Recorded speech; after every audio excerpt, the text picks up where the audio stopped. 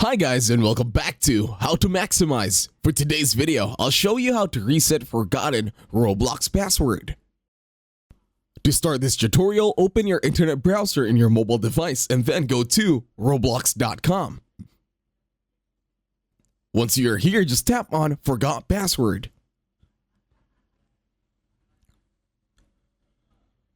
Once you are here already, all you have to do right now is to input your details, starting with your phone number to reset your password. In here, just look for your country code. Don't forget about that. That's super important. Once you find your country code already, all you have to do this time is to input the rest of your phone number. And then click on Submit. Once the website finally finishes loading, it might take some time. In here, you will need just to verify yourself that you are a human. In here, it could be anything, audio challenge, or it could be like photo verification, depending on whatever. In this case, I get the audio challenge.